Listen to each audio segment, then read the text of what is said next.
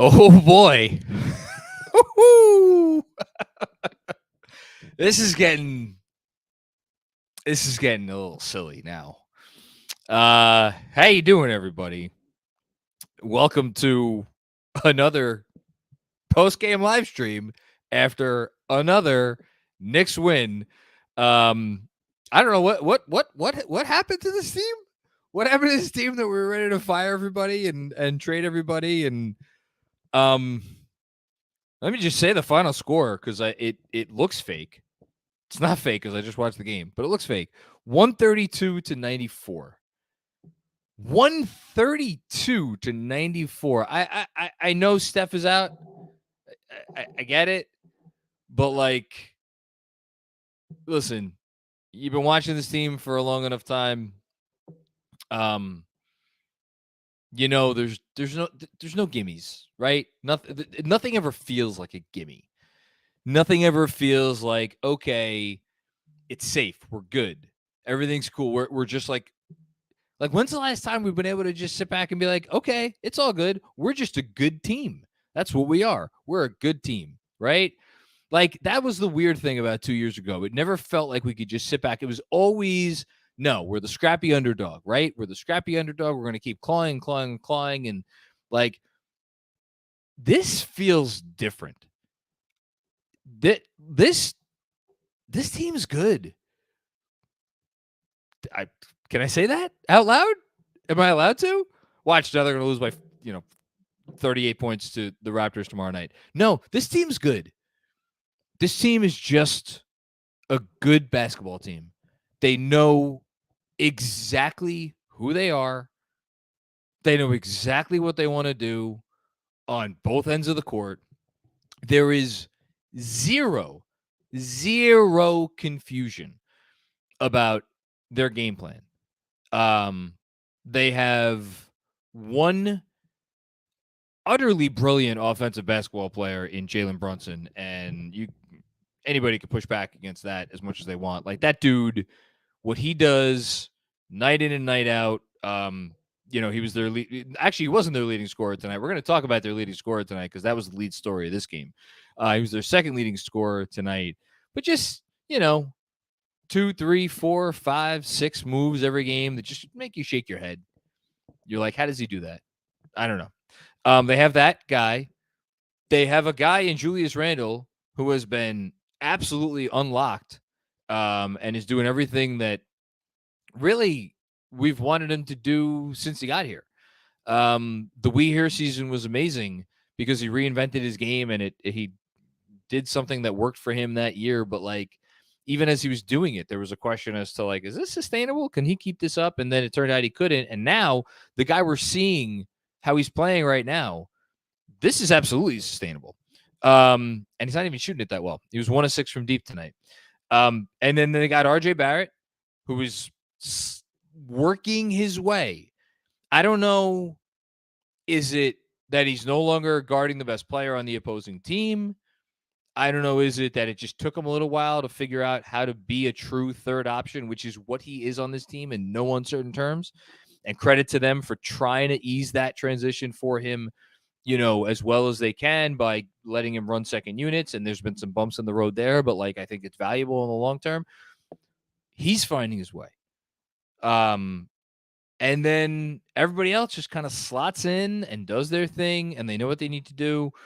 Are they a great team? No, they're not a great team, but man, there's not a lot of great teams out there right now. And to be just a solid, good team night after night and have that foundation defensively. And like, first half tonight, I was worried. Even up 13 at halftime, I was like, I don't know how I feel about this game because they were making a lot of threes. They were shooting, I think, 45 or 46% from deep in the first half. And I was like, well, once that drops off, because I didn't love what I was seeing from them defensively. Shout out to Danny Gardner on the KFS newsletter subscriber, Halftime Zone, pointed out that like, I don't think they're playing it or they're used to playing at this fast pace anymore because over the winning streak and even longer, going back to when they started this starting lineup over those 13 games, they've been over those 13 games 19th in pace after they spent the beginning of the season top 10 in pace, or like right around 10, 11. And they've just been slowing it down. Goes well with how they're playing defense. It just makes a lot of sense for them.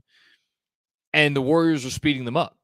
And it was causing, a little bit of diciness, a little bit of the lack of crispness that we've seen from them defensively. I thought it took Mitchell Robinson out of the game defensively a little bit in the first half.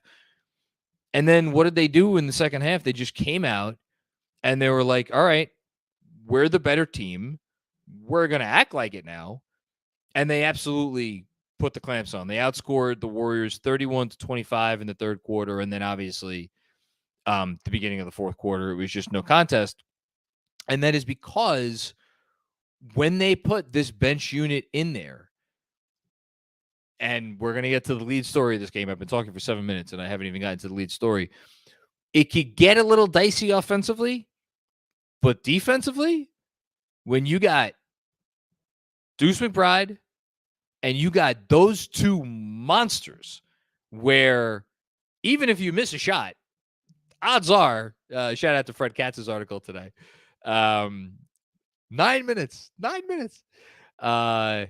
Anyway, when you got those two monsters in there to clean up the offensive glass, it put so much pressure on the opposing team. So you got Sims, you got Hartenstein, you got Deuce, you got RJ in with those guys, and then you got Emmanuel Quickley. And my lead story tonight, other than the fact that, hey, the Knicks are good, and I think we could finally put all of, like even like through last night or the last game against the Pacers, there was like a part of me that was like, is this a little fool's gold? I think we could get over that now. I mean, 8 in a row is 8 in a row. You can't fake 8 in a row. Can't fake 7 in a row. You can't fake 6 in a row. But like something about this game, and it wasn't just the hot shooting, and look, they shot well. They shot 42% from deep. They were 17 of 40 from downtown. They shot 52% overall. But like 42% from downtown, it's not insane. No, the only individual player that had a crazy night from downtown, and I'm saving the best for last, finally I'm going to get to him, is Emmanuel Quickley. And there was a leading scorer tonight with 22 points on 10 shots. He was 5 of 5 from 3, and then missed his last 3, and that was it. My biggest quibble with this team over the winning streak has been that Quickley, it's been over the last 6 games, I think, has been shooting. I looked it up during the game. Before coming in tonight, over the last 6 games, he had been shooting under 30% from the field and about 25% from 3. And those backup units have been really, really struggling to score because when he's not hitting shots, when he's not firing away confidently, when he's not the Emmanuel Quickley that we've come to be used to over the last 2 years, when he's not the guy that, I've written multiple articles about over the last, month or whatever, like, do not trade this guy. When he's not that guy, it's tough for them because RJ is not yet at the place where he could just, it's like, okay, guys, get on my back. I got this. Even though RJ had a very good game tonight. I want to be very clear about that because I've kind of gotten a little wishy-washy on RJ in terms of my praise of him. I know he only had 18 points on 19 shots. I was very impressed with how he came back after the first half. I thought his buckets in the third quarter were huge. Okay, enough about RJ. Very good game. Quickly, they need him. They need him because, again, Brunson can't play 48 minutes. And Brunson could play a lot. Played 30 minutes tonight. Most nights he could play 32, 33, 34, whatever. He needs to sit. And for those minutes that Brunson sits, they just have to be able to hold their own because when they play those, whether it's 5 or 6 or 7, however many they are, great teams in the league. And I can't believe that's what we're talking about right now. It's like, what are they going to do against the great teams in the league? That's how good they've been playing. They deserve to have those conversations had about them, about how they're going to look against those teams. They need those minutes to be okay. And so Quickley's night tonight, I thought was absolutely outstanding. The whole team. I mean, if you're a fan and you're watching right now and you're complaining about anything, I don't know what to say to you. The Warriors came in. I thought they played they were playing loosey-goosey. I really did think that this was going to be a game that if the Knicks were not on their toes, I thought the Warriors could steal this game. I was worried about this game. Well, shows what the hell I know. I think that's really it. I mean, good job by the Knicks on the offensive glass. They have 14 offensive rebounds. Again, I guess I'll end with this, and then we'll get to the Super Chats. And it kind of dovetails with what I was saying to start the post game. There is a reliability with this team with a lot of things right now. Number one, they are dominant on the offensive glass. And it's not just Mitch, and it's not just the two big lineup. Like, they get after the offensive glass. And if they're not the best offensive rebounding team in the league, they're right there. So that's number one. Number two, after what was the strangest stat of the early going, and I don't know if it was because of the lineup, I don't know if it's because they were getting used to playing with each other.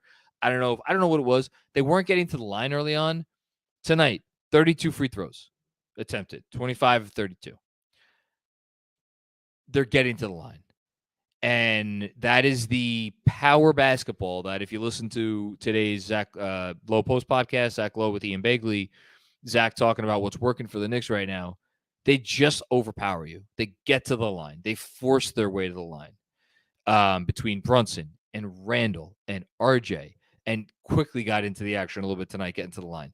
All of these guys, they get there because they put that pressure on you. So that's another thing. We talked about the defense, how they know what they're going to do, and now with the personnel that they have and they're switching everything, you're going to see the occasional breakdown. We saw the confusion between RJ and Randle in I think it was I actually forget if it was the end of the first half or the beginning of the third quarter, where Clay got sprung for an open look because I think Draymond screened RJ and Randle didn't realize. So you're going to get those moments, and if you're an opposing team, you're going to try to put those two guys into an action whenever you can.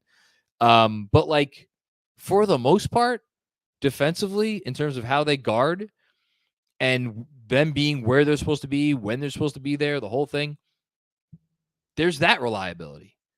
So you have all of these different boxes that you can check when you watch the Knicks every night. And of course, at the top of that list, and I'll end with this, and then we're going to get to the Super Chats, two things. One has been here all year. The other, not so much, and I think it has to do with the personnel. One is effort. They're just trying.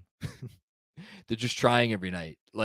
You're not seeing guys go out there and lollygag. Maybe in the first half, a little bit on defense, they were getting caught up in the track meet. For the most part, we don't have to worry about that anymore. They're putting out full effort, and that's a testament to Deuce McBride, Quentin Grimes, Manuel Quickley. Give the coach some credit. Give the front office some credit if they put the pressure on the coach to switch up the rotation. All those people deserve credit. But the guy who I think deserves the most credit, and this is the last box and the most important box that you can check every night you watch this team, is Jalen Brunson. And the effort that he plays with, and to come out and just not miss and it's crazy to say this out loud. He did not miss a game after an injury that when it happened, it looked like he's going to be out several weeks. I know it's 4 games later. I'm still going to talk about it because if that does not define what this team is and define his leadership and define why he needs to be an NBA All-Star because he's the starting point guard of a team that is 18-13, and last season, I mean, my God, what were the year they were coming off of? And for him to come in here with largely the same cast of characters and do what he's doing, if that guy's not an all-star, then I don't know what an all-star looks like. Not saying that they can't get another all-star. Maybe they can. But we'll talk about that, I'm sure, in the weeks to come. This is fun. Enjoy it, guys. Seriously. If you can't enjoy this, I don't know what to tell you. All right. We start, as we always do, with a reminder from our good friends at WynnBet. Download the WynnBet app or visit www.wynnbet.com to start winning. Broken record alert. Been saying it at the start of every one of these post games. Bet the Knicks, the money line. Bet the spread. This is now how many games in a row where they've covered and won on the money line? Just keep investing. Keep going. Just pay for your kids' college. Just keep betting the Knicks until they tell you until they show you otherwise. Sign up today to receive a special offer. Bet $100, win $100. Download, bet, win. Awesome. My esteemed producer Andrew Claudio tells me that we have over 1,400 people watching. Shout out to all of you Knicks fans all over the world. You deserve this because we've been through some shit. Might as well read the rewards. Okay. We start off our super chats with Kenneth Escalona. Thank you for the very generous contribution. I woke up and the Knicks lead at the half. Really great game. Love Hartenstein and how he works with the young guns. These are little secrets at practice. Hats to Tom Thibodeau. Please give him the pieces. He will deliver. Listen, I think that's always been the case with Thibs. You know, I'm writing something about Derrick Rose next week for the Knicks Film School newsletter about how, despite his very, interesting career, I think he's a Hall of Famer. You gave that dude in his Hall of Fame prime to Tom Thibodeau, and he had a winning percentage over those first 2 years in Chicago that was better than any first-time coach, I think, in the history of the league, or right up there. You gave him the pieces for 1 year in Minnesota. Most of that year he was a 3 seed until Jimmy Butler went down at the end of that year. You give him the roster with a guy like Jalen Brunson and a Julius Randle playing like this, and took him a little while to figure out this year, perhaps. I think he's got the gist. And as far as Hartenstein goes, great to see him. I know it was garbage time. It was great to see him get in his wheelhouse and get in his bag there at the end of this game and make some passes that he's known for.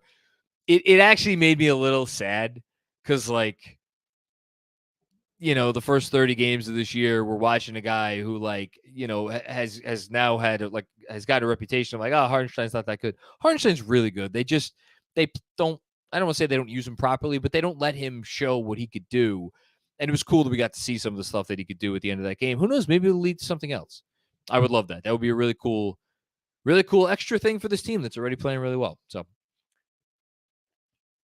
Matt Smith, what's going on, Matt? Thank you for the contribution. Everybody talking about how Stephen Wiggins didn't play. I forgot about Wiggins. Good call there.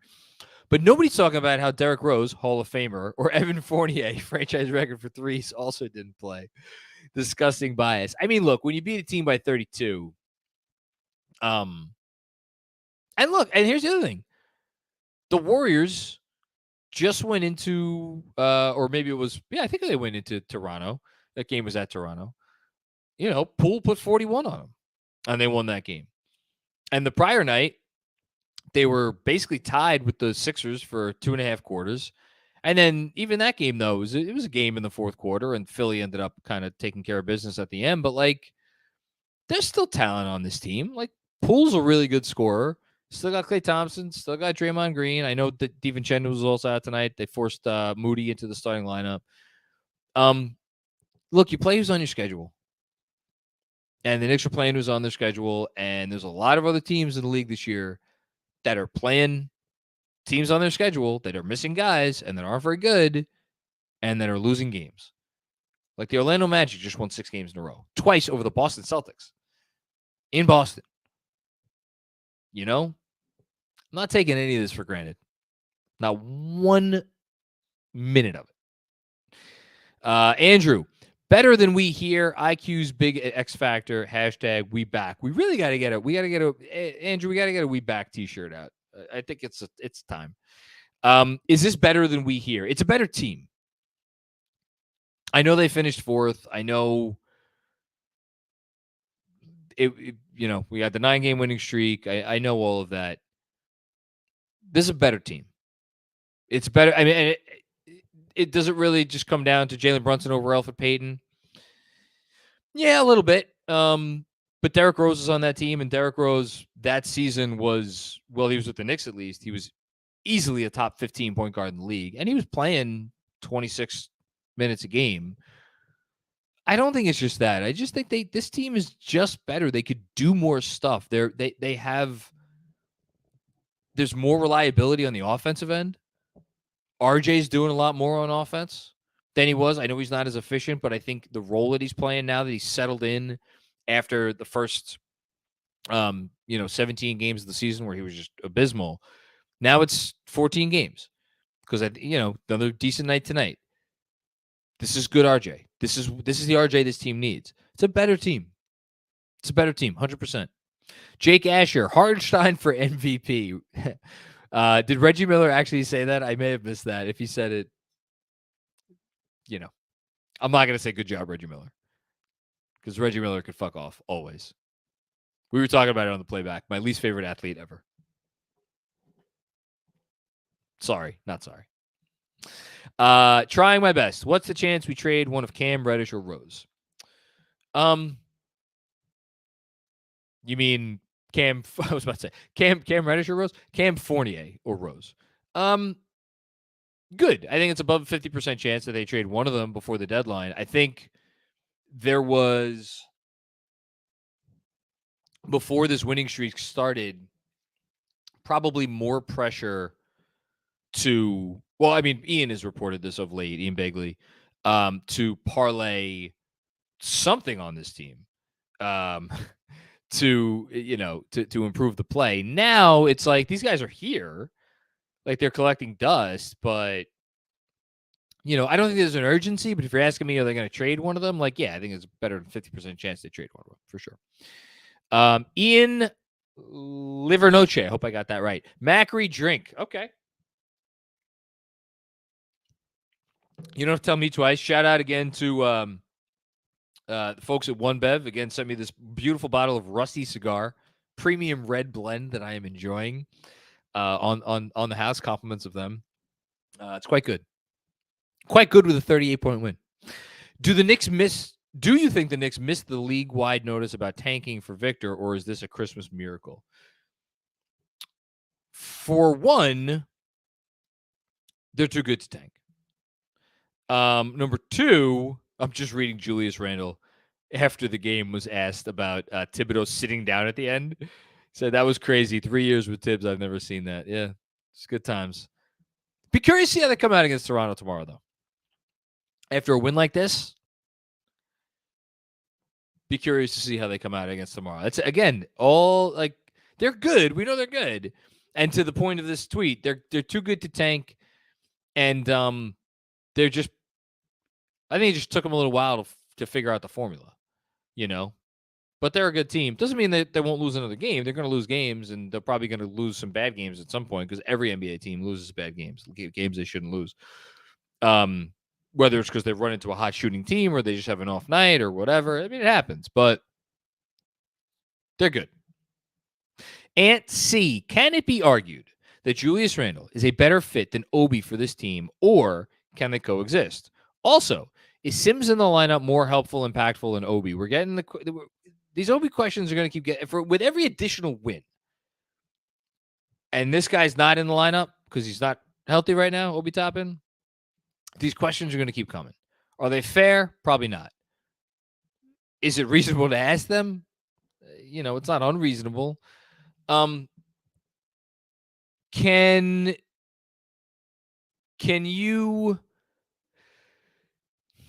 they coexist? I think for right now, especially given how they're rebounding and defending, I would be surprised if when Obi came back, we saw any more of Julius and Obi together, or a lot of it.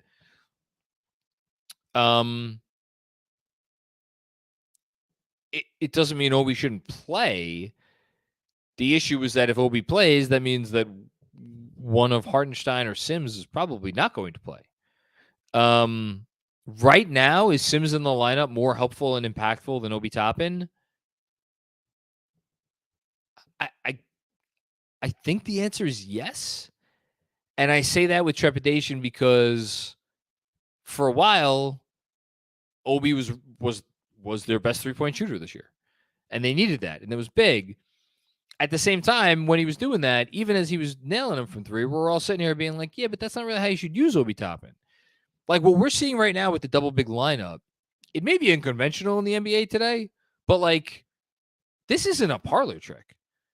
This is real. Like it's just two big dudes.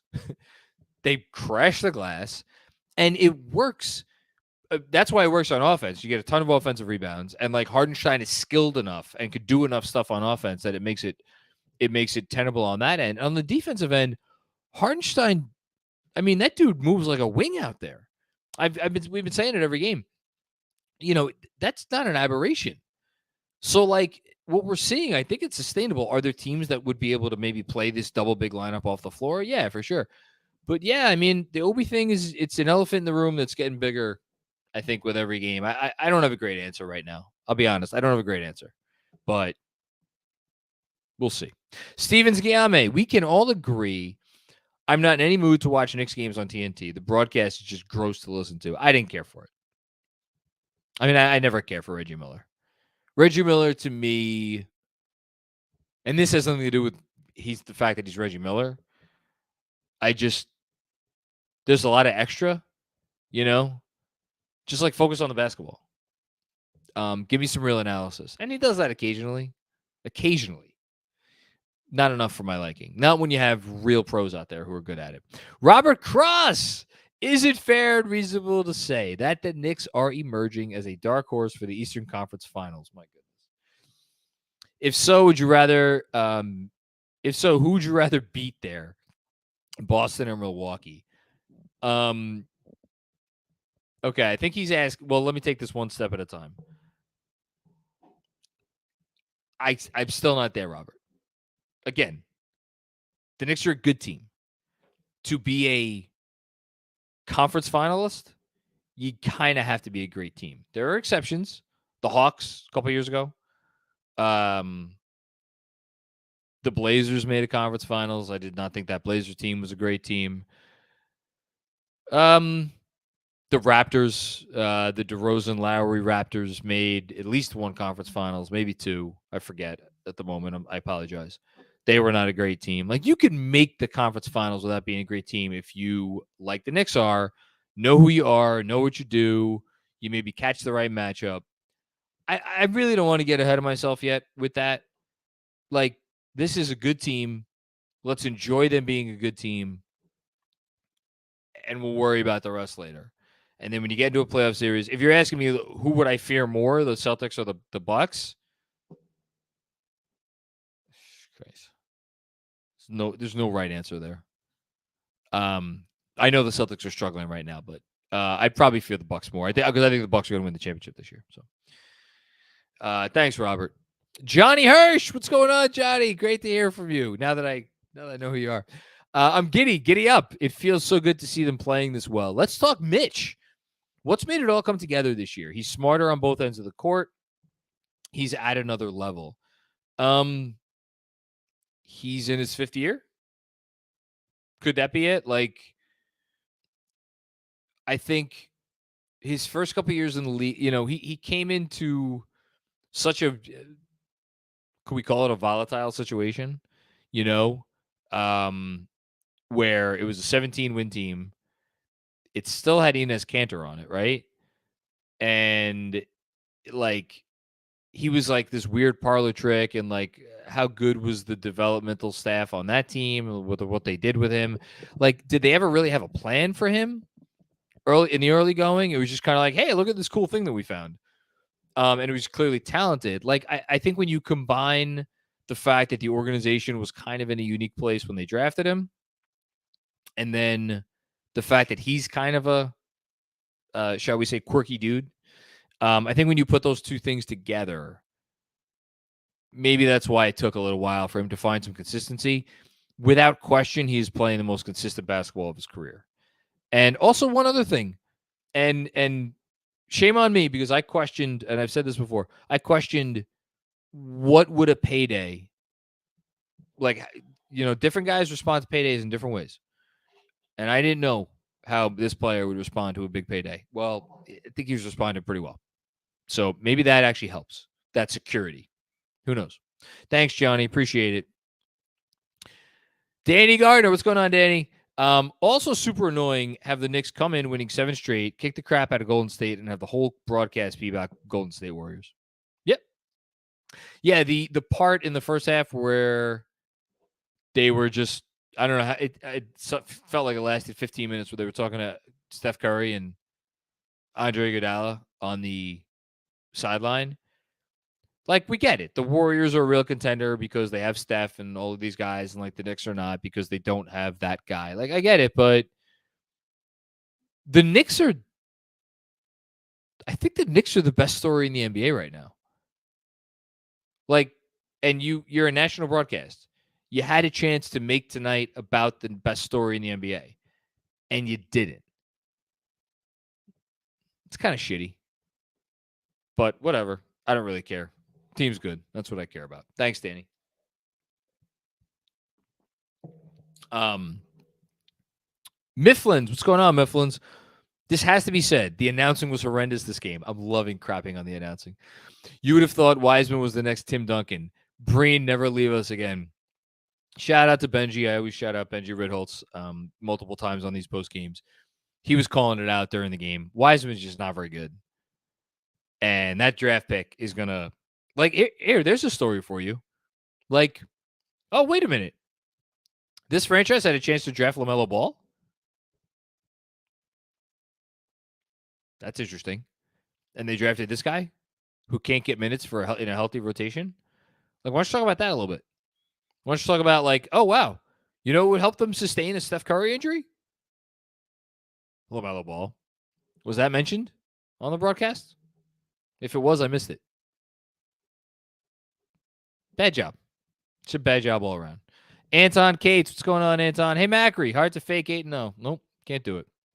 Having a hard time not just wholly enjoying this team. I mean, look, let's just call it out. They are tied right now with Philly for 5th in the East. They're 4.5 games back of the first place Bucks. They're a game behind Brooklyn for what would be home court advantage in the East. I can't believe I'm saying that. But yes, they're a game back. They're 2 games up on the Hawks, who had a nice, improbable win that they did not deserve against the Magic last night because they got bailed out by a bullshit foul call on Paolo Banchero late there.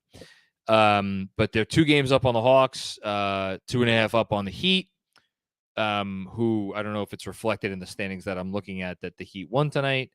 And then they're 3 up on the Pacers. And then they're a bunch up on the Raptors, who they play tomorrow.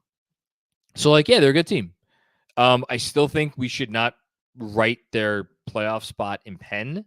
I still think it's going to be hard to fend off the Heat, especially. I think the Heat are coming. I know they lost tonight, but the Heat are coming. So, like, keep your eye on the prize, but they're good. Enjoy it. What's not to enjoy? Like, what? Why wouldn't you enjoy this? I guess because you still want people fired? I don't know. That's not fun. Robert Cross with another one. This is for the Legend of GMAC. Legend of GMAC is having some internet issues, so you're going to have to get me on this. KFS Nation thanks you for the trade talk moratorium. Funny watching the guys on playback trying to be good. Yeah, so shout out again all the Knicks Film School patrons who were joining us on our live playback watch party tonight. We had over 40 people watching at one point. But yes, Robert politely requested that we do not talk trades. And we tried our best to avoid it. I know we didn't do as well as you would have liked us to do, but we tried. And hey, like, you shouldn't talk trades about this team right now. They're good. Save trade talk for a team that's losing. Let's focus on the game. Kevin Danishevsky, so funny. Quentin Grimes went 4 of 8 from 3, had 19, shut Clay down, and didn't even have his best game. He's amazing. I hope he rests his ankle. Have his jersey in the mail. It's a good jersey to buy because he's not going anywhere. Let's talk about Quentin Grimes for a sec. It's funny. I completely agree with you. I didn't think he had his best game. I thought he had a couple of moments on defense that were, like, uncharacteristic of him. And just watching, it just felt like he was a little off. And yet, 4 of 8 from deep, 19 points on 9 total shots. 19 points on 9 shots. Think about that. I wrote today, again, shameless plug for the Knicks Film School newsletter. Go subscribe on Substack. I wrote a whole Grimes newsletter today, and my point about Grimes, not that he's like some sort of superstar in the making. Who knows? Maybe he is a star in the making. We just don't see it because there's a lot of other high usage guys on this team. But if Mitchell Robinson is the foundation of this defense, and I do think Mitchell Robinson is the foundation of this defense, they need him. It's very clear that they need him. Maybe more than anyone except Jalen Brunson.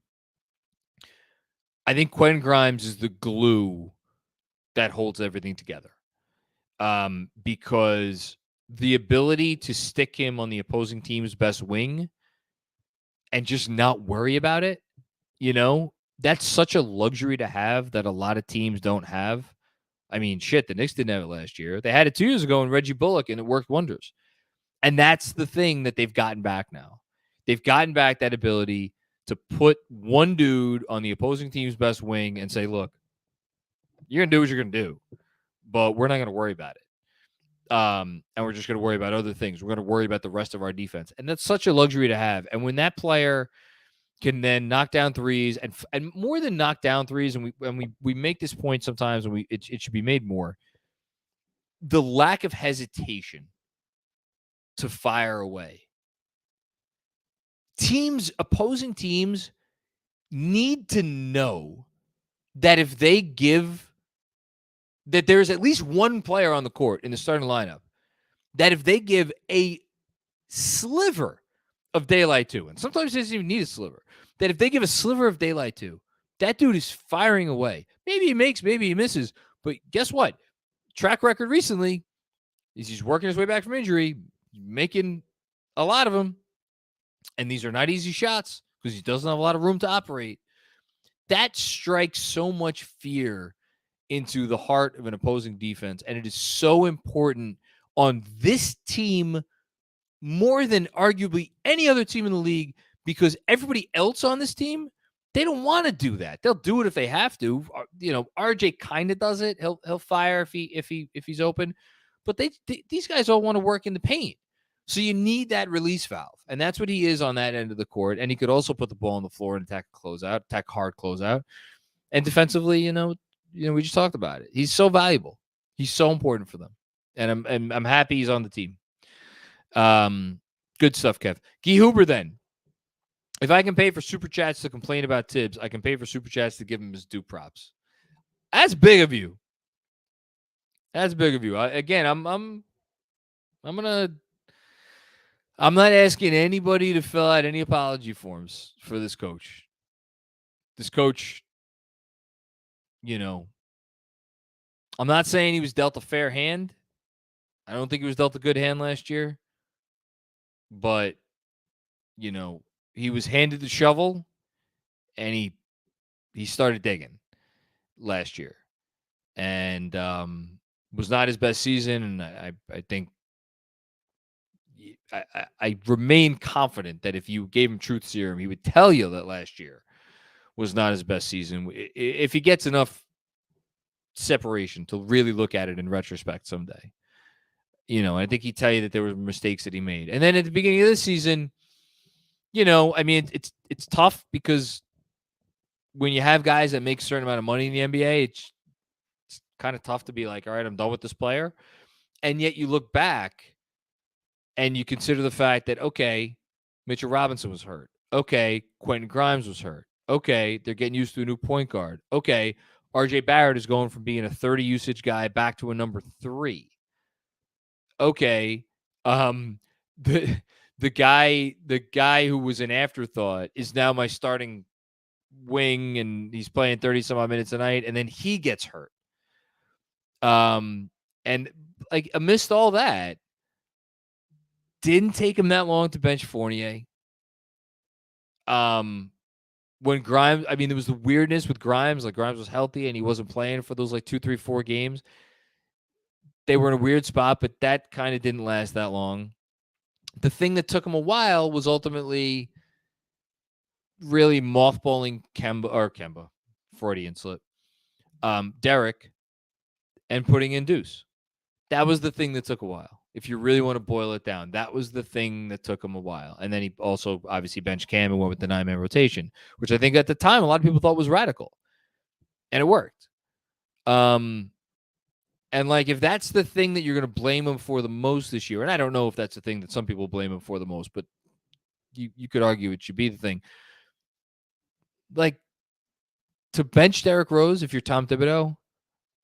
I mean, let's have some. If we're allowed to have some like sympathy as a human being, think about how hard that must have been for him. You know, after everything those two players have been through. But it was the right move. You know, it was the right move, and he did it. And I think, yeah, he does. He deserves some flowers for sure. So thanks, Goober. Hush Zoo. Well, my high pedigree basketball analysis tells me that this team is pretty good. What do you think, Macri? I think they're good.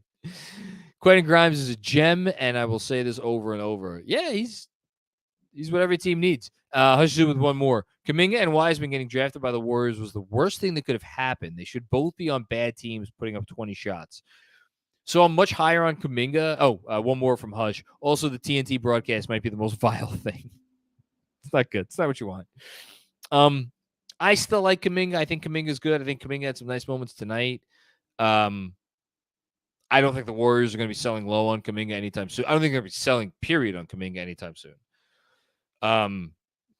But I like him. I think he's going to be good. I agree with you that it's a disservice that he's been on this team and can't do more. But, like, they're trying to, light years ahead, right? Light years ahead. They're trying to have their cake and eat it, too. It's hard to do that. The Wiseman thing, I mean, I brought it up on the playback. I mean, that's we're not in Darko level yet. Darko drafted over Carmelo Anthony and Dwayne Wade and Chris Bosh. But we're, I mean, not that far off. Really not. Thanks, Hush. Steve S. Reddish to Dallas for Theo and Frank. Who says no? The universe. Sorry. Good idea, though. Dallas, I honestly, the Knicks say no. Mario Manor. What's going on, Mario? The identity now is a power-running football team. Completely agree. Physical, relentless, and intent on wearing you down. There's even a jumbo package. #BullyBall. Yeah. They do all the things that power teams do, but the thing that's important about them is it's not quite 3 yards in a cloud of dust. It's more, oh my God. I wish Andrew could hop on here for this. I wish he wasn't having internet issues, but I'll do this one solo. I think it's not a bad one. I think it's like the Bills, right? Isn't it kind of like the Buffalo Bills? Let's see how this works. You're how good. do I look? You're good. You're good. I look good? Okay. Okay. So you talking 3 yards in a cloud of dust, like ground and pound offenses? No, I'm saying the comp for this team isn't as simple as 3 yards in a cloud of dust. I think it's the Buffalo Bills, where it's the Buffalo Bills are a power team, great defense, but they also have a quarterback that is, I don't know if he's the best quarterback in the league, but he's right up there. Now, Jalen Brunson is not the basketball equivalent of Josh Allen, but he's pretty damn good. The comp makes sense. I don't know if the Bills have like no run game whatsoever, so there's no ground and pound whatsoever. But they have a certain style of play, and they try to win games a certain way. The team you are describing is the correct, whether it's the Bills or imaginary football team, is the correct one. Also, apparently, StreamYard didn't get all of the super chats, so I'm putting them in manually, the ones that were missed at the bottom of what's new and out and coming in. So I'm making sure we will get every super chat read tonight. Don't worry, everybody. And I will be here until 2 a.m. if I have to be. Yes. Shout out, freaking almost 1,500 people watching at one point. We're still 1,200 strong. Thank you, everybody, for tuning in. I hope they win 100 games in a row, as they're well on their way to 30 and 18, as I arrogantly predicted. How many left do we have to go? We have to go 12 and 5? 12 and 5. And what is it? So it's 17 games. 14 of the next 17 games are against teams under 500. Jesus. Yeah. Good times, John. Good times. Let's enjoy it. Thank you, Mario, for inspiring that little discussion. Zach Hara, what's going on, Zach? Notice how in these blowouts at a certain point, the opponents just say uncle and don't want it anymore. No fight, no more physicality. They're just done. Yeah. Yeah, the Knicks are a pain in the... I mean, I think, Rick Carlisle said it after the Pacer game. The Knicks are playing as well as any team in the league right now. What is fun about playing this team? You have, whatever your offensive game plan is, right? You got Mitchell Robinson down there. And you got, a lot of minutes of Deuce, Grimes, Quickley. They come at you. And, on the other end of the court, it may not be their night on any given night, the Knicks on offense. But, man, can't be fun to deal with freaking Randle and RJ and Brunson just demoralizing. You play great defense. You could play the best defense in the world. Doesn't matter. That's demoralizing. And then when you do play great defense and the guy misses the shot, you got the best offensive rebounding team in the league, or one of the best offensive rebounding teams in the league, there to clean up the glass. They're a pain in the ass. They're a pain in the ass. And there are teams that will be able to exploit them. We still haven't seen them get beaten up by a stretch five. We know those are issues. And we've seen teams that really shoot it. But I'm looking forward to the challenge of playing one of those teams again. Thanks, Zach. Appreciate the comment. Jeff Smith, thanks for everything, guys. Thank you. So many goods recently. They caused a 24-second violation with 1:04 to go in the fourth, up 36 points. I'm in. That's a mentality. That's the ethos. Think about that. They played a team. This team, the Warriors, had... Let me make sure I got this right.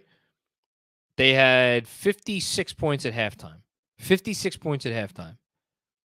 If a team has 56 points at halftime and then you play about 8 or 9 minutes of garbage time and that team still doesn't score 100 points, ooh, shit. You're doing something right on defense. And they are doing something right on defense. They really are. It's inspiring. This is New York basketball, as far as I'm concerned. Pluckster. Knicks third quarters can be rough, but they were laser focused tonight. They've been good for a while.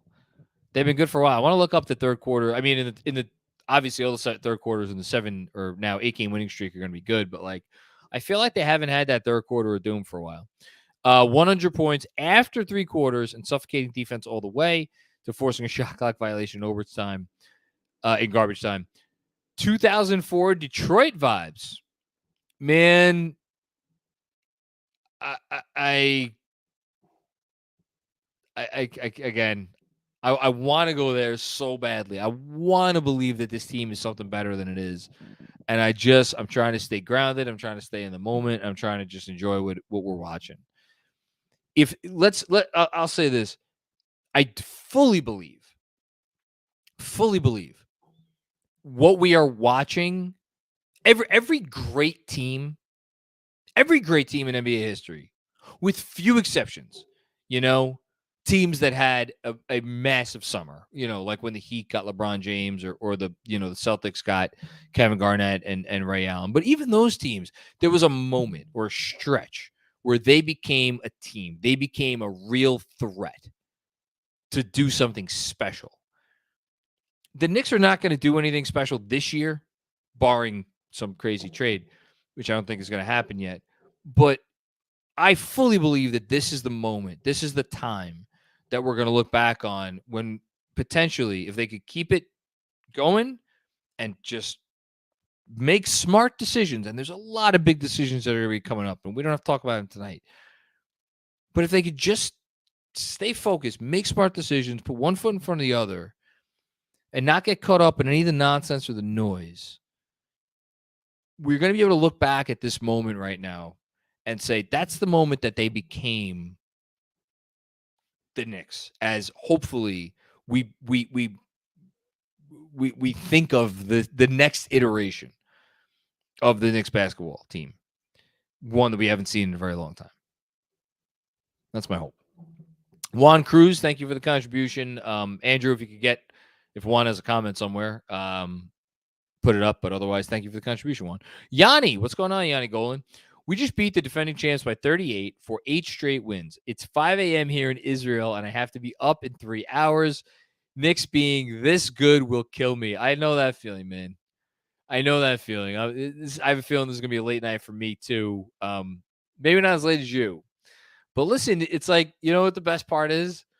I'm going to be sleepwalking throughout my day tomorrow because I will have my 7:30 a.m. wake-up call, and I'm not going to care one bit. I'll be nervous about that game tomorrow night against the Raptors. But who cares, man? This is what you watch sports for. This is what you watch sports for. And tomorrow night, they have a chance to tie the 6th longest winning streak in Knicks history. How about that? That would be cool. Delsky. What's going on, Delsky? What's up, John? If right now Grimes is in the same contractual position as Brunson last year with the Mavs, what extension should we offer him? So, I have to clarify because I'm a stickler for this stuff. The position the Mavs were in last year was that they could only offer Brunson a maximum contract extension of 4 years and $55 million. They declined. Let me say that again. They declined to offer it to him before the trade deadline because they were worried, and this is valid in this sense. If they signed him to that extension, they could not have traded him before the deadline. And that's why they didn't offer it to him before the deadline, because they were like, maybe we want to include him in a trade. And so they didn't offer him the extension, even though, as has been reported, I believe Tim McMahon of ESPN, the Brunson's camp went to them in January and said, look, I know we've gone back and forth on this thing. We'll take the money if you offer it. And they said no. So if the question is, would I offer Grimes $4 for $55, that goes without saying. The answer is yes. If your question is outside the bounds of the specific Brunson scenario, and it's just about like, this is a player who'd be entering unrestricted free agency that we could extend right now, and there's no limit on what we could extend him for. I mean, would I offer him $20 million a year? Yeah, I think I would. And that may sound insane to some people, and it would put a crimp in their team building situation, because if suddenly a guy who's making $2 million a year goes up to $20 million a year, it creates some complications. But like, if you're a 3-and-D wing that can really hit threes, and he could hit threes, and you could do other stuff on offense to the point where you could be, there's maybe a little bit more to Grimes than just attacking closeouts. And he's as good a finisher as he is. And he's as good a defender, obviously, on and off the ball as he is. Seems to be, in terms of a locker room guy, in terms of practice, in terms of all the things you want. Like, if he was on the open market, somebody would pay him $20 million a year. That's a fact. I mean, fucking Evan Fournier just got $17 million or $18 million a year. Yeah. So I don't know. 5 for 100, 4 for 80, 4 for 85, something like that. That's a number. I think that's the number. Jeremy Chase, what's going on, Jeremy? Was in the building and it was never close. Glad I avoided Reggie Miller's call. There's sports hate and hate. I hate Reggie Miller. Yes! Fuck you, Reggie. Hashtag 55 wins. Hashtag where you at, Robert Cross? I like how we've upped the win total. SB Gorilla, thank you for the contribution. Let's stop the Obi hate. I don't think it's Obi hate. I think it's just like, when something is working this well, and it's 8 wins in a row. It's working really well. Obi was there for some of those wins, though. You just have to ask the question. Great win tonight by the Knicks. The defense will not drop off when Obi gets back. Remember, they switch everything This switch everything defense wasn't a thing when he was in. Give the kid a break. I'm not going to disagree with anything you're saying, but I do think the notion that like Obi comes back in, Sims goes back to the bench, like there's a legitimate conversation to be had about whether they're a better team in the here and now if they do that. Now, there are an entirely different set of questions to ask dependent on many factors, which we're not going to get into right now, about whether reinserting Obi is better for their team in the long term. And I would say arguably it is.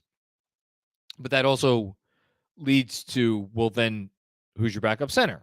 Is it still going to be Hartenstein? Is it going to be Is it going to be Sims? Is it going to be Hartenstein and Sims? You're going to play three, you get into a lot of these sorts of things. And like, I think the moral of the story is, if I was a betting man, I bet that they're going to give Obi Toppin a really long runway to get back. That's my bet. Thanks, SB Gorilla. Very fair comment. Jess Fernandez, what's going on, Jess? If his shooting is back, is IQ out of trade talks? I think IQ is out of trade talks already. And like, I've said it a couple times in the last week or two. I think my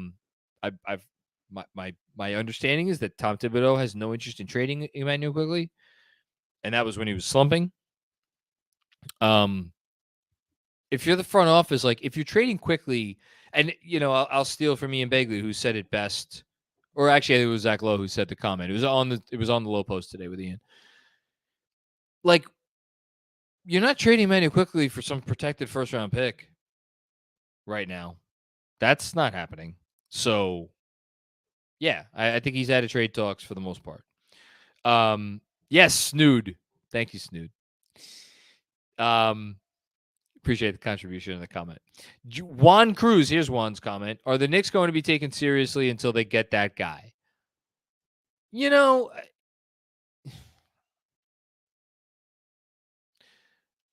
What is the last NBA team that got taken seriously when they did not have a...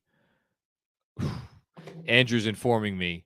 Perfect timing for this comment. Andrew's texting me. Knicks are up to eighth in net rating and 7th in defense. I don't believe they ever got to 8th in net rating in the We Here year. I remember them being 9th. I'm sure maybe they snuck up to 8th for a hot minute. I don't remember it, but they're 8th now. Ooh. A full point ahead of the Kings. Well, that's impressive. Man.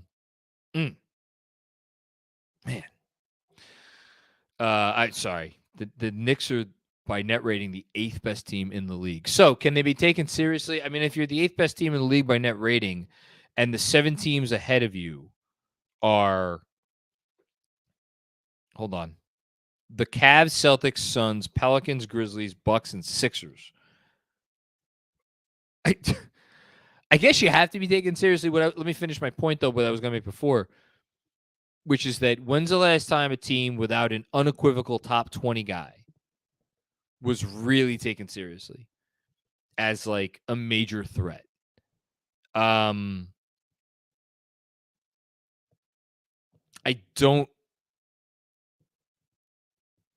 don't have a great answer for that question. Like, we've seen good teams that had really good seasons and that maybe even won a playoff series, but like,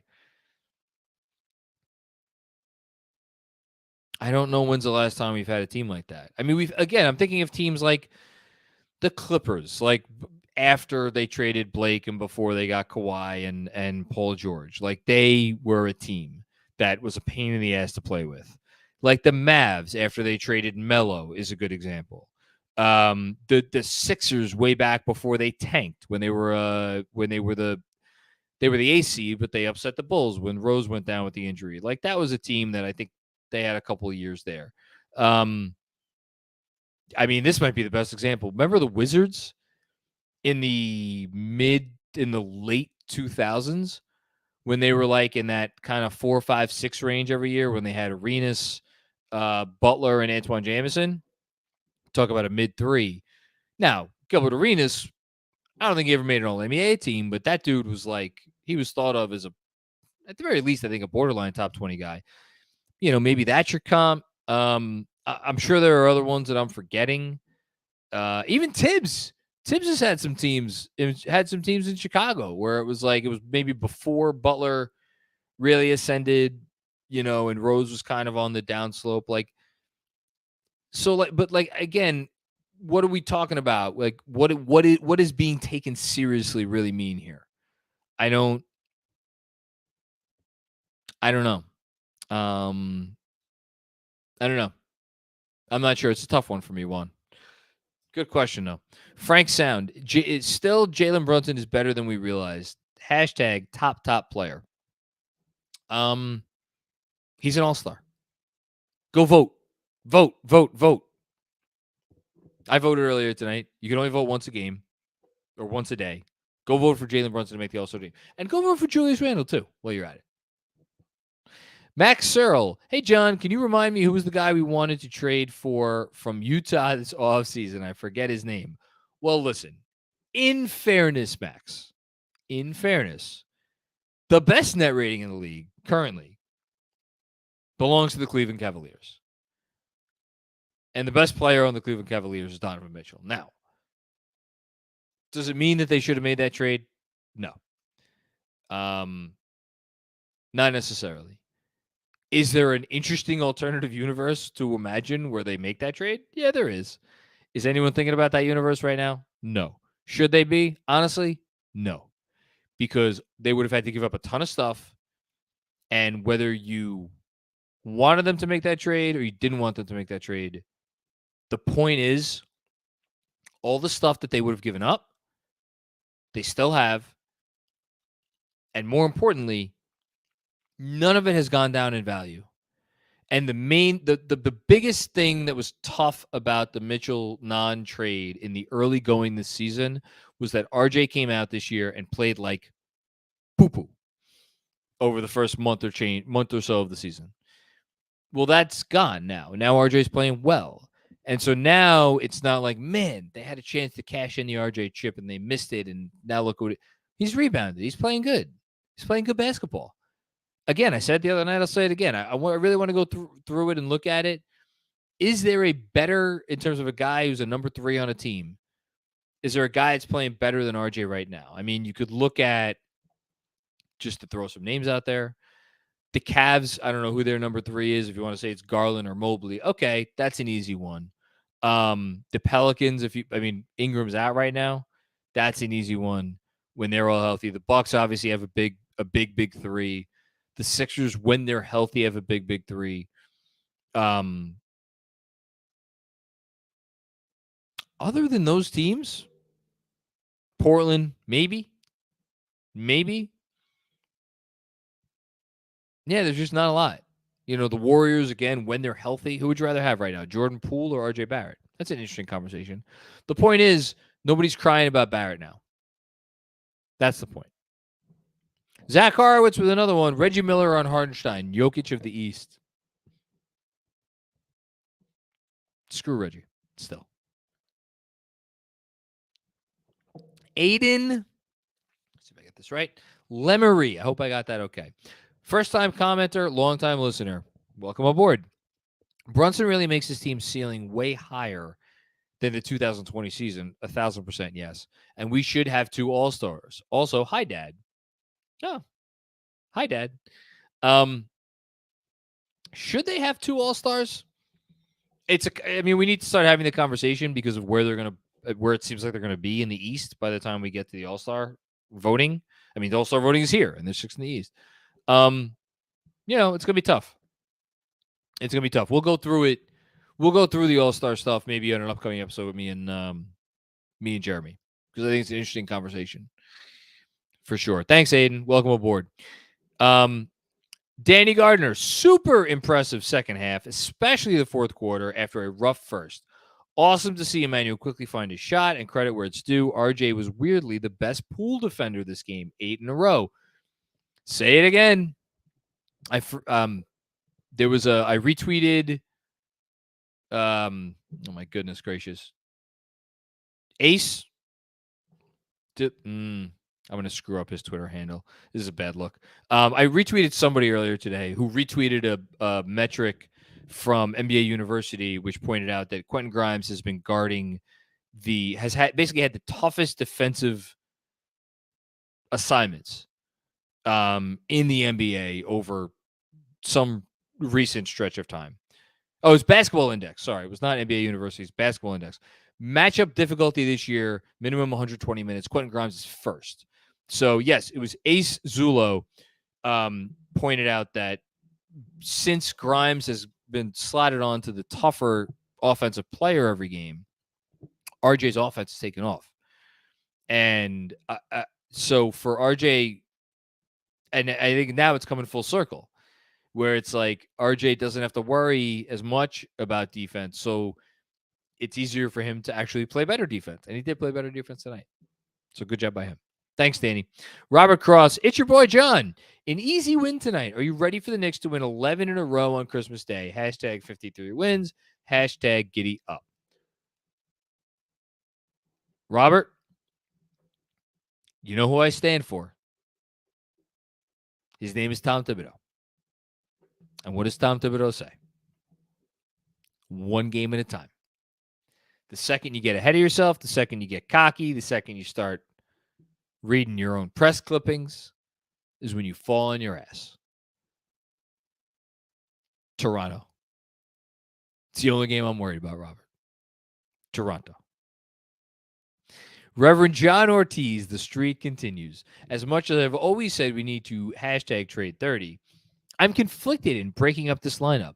But one thing I will say forever, screw Reggie Miller. Always and forever, screw Reggie. He's an asshole. Yeah, again, it's like it's not the time to talk trades. And like they've earned the right to I think at this point to finish this season with this group. You know, they've earned that right. From me at least. Not saying there isn't a margin move that could be made. There is probably, and I have a funny feeling they'll wind up making something where it involves the rotation, whether it's a player going out or a player coming in. Hopefully not a player going out. But in terms of a big earth-shattering core adjustment change, I don't see it this year. And that's the right move, if that's the way they go. I would say they deserve the year to see what they are and see how it plays out. And then when the summer comes, you see who becomes available, and then you have to make your difficult decisions as a franchise. There's no NBA champion in NBA history that did not have to make an incredibly difficult decision at one point in time. You know? You just got to do it. Rob DeLusma, what's up, JM and our man Andrew? Can we all give props to this fabulous perimeter defense we've seen out of our Knicks? I am loving all of this, as you should be. Again, this is a team that was 26th in defense 8 games ago. They are 7th in defense as we sit here today. And if we go and we look, I keep updating these stats over the last 14 games when the starting lineup was introduced. Net rating since they introduced the starting lineup, first in the NBA, plus 10.3. Defensive rating since they introduced this starting lineup, third in the NBA, 106.9. Offensive rating since they introduced this starting lineup, fourth in the NBA, 117.2. If you want to get nuts for everybody out there with the Robert Crosses of the world talking about Eastern Conference Finals and this and that and the other thing, the statistical indicators since this team went over to this starting five, which are now, again, it's 14 games. It's not 3 games, not 5 games, not 7 games, 14 games. The indicators are there. You know? It's not 30 games, not 40 games. It's 14. It's not nothing. DDD 137. In basically every way except for Brunson, who is better, than anything we expected last year. Oh, Brunson, in basically every way except for Brunson, who's better than anything we expected last year. This team is almost exactly what we wanted and expected out of last year's team initially. I mean, let's be honest. Oh, I'll be honest. You don't have to be honest. I'll be honest. When they signed Kemba Walker, I remember that day. I was like, oh shit. What if last year in Boston was just like a down period? What if the knee is fine? What if we're getting the Kemba that was in Charlotte, that was all NBA third team? What if we're getting that dude? And I started having crazy notions, possibly even crazy enough notions to go on our Patreon podcast and be like, you know what? Third and East, baby. Here we come. Andrew has those receipts. Yeah, I mean, and then it went like it went. And I don't want to get into why that is, but like, yeah, you know, how Randle's being used. Absolutely. Grimes kind of being what we maybe thought we were getting out of Fournier, obviously better defensively, but like for sure. Yeah, it's pretty great. Hannibal Miles. We all had some issues with this team early in the season, but it does feel nice celebrating wins with my Knicks Film School family. The issues we had earlier in the season, I got to tell you, I don't know if they're relevant anymore. I don't know if they're relevant anymore because all of the players that really are meaningful to this franchise, with the exception of Obi Toppin, again, the small elephant in the room that is getting bigger by the game, all of the players that are relevant to this franchise are playing. You could be the biggest Julius Randle hater in the world, and I was for a period of time over the last year. What he's doing right now is absolutely a positive, and there is no downside to it. There just isn't, because of the effect that Jalen Brunson has had on him. You know, and the flexibility now that gives you, whether you keep Julius or you look to move Julius, where you're going to get a lot. And I don't think they should look to move Julius right now. And then I think the coach has reminded you that he's not so dumb after all. And then it comes down to the front office, right? Do we believe in the front office? Well, I was as critical of them as anyone. And how do you throw shade on them right now? They stood their ground. They held firm in several ways. And the team is good. Give them credit. Give them all the credit, because they deserve it. Ahmad Nuruddin, the defense never turned off. Nope, and it ain't going to anytime soon. Not unless they get a string of injuries or something. Hopefully not. Danny Gardner with one more. Not only did they pass on LaMelo, they could have had Franz and Halliburton over Moody and Kuminga. They're lucky they won that title last year. So they could have had Halliburton over Wiseman. So the LaMelo and Halliburton obviously were in the same draft. And then Franz with Kuminga, again, I'm not killing them for that yet. Franz is good. But we'll see what happens with Kuminga. The Moody pick, again, we'll see. We'll see what happens with that. But not looking great right now. Robert Cross, first time, long time, John. Real nice to see Emmanuel Quickley cook. It's more than nice. It's necessary. His revival could be the gift we need this holiday season. Yes, it's a Christmas miracle. Emmanuel Quickley remembering that he's a fucking shooter and he can hit shots. It was great to see, and it was even better to see because, and I would have to go back and look this up. I'm sure XJ has some great data on this. I feel like Emmanuel Quickley is not the sort to have a one-off kind of game. Emmanuel Quickley has a period where he's down and then has a period of several games where he's up. I quoted the stat on the playback tonight, and prior to his recent downstretch. The previous 7 games, 6 or 7 games, whatever it was, he was shooting over 50% from the field. He was shooting just under 40% from 3, and he was fine. So it's been up, down, up, down. Now we're about to enter, I think, an up period. So that's very important for them. Thanks, Robert. Greg Moran, what's going on, Greg? Taking care of business against the teams you're supposed to beat. Imagine hearing that in the preseason was about an 8th straight win over the Warriors. This is fun, and we deserve it. It is fun. Embrace it.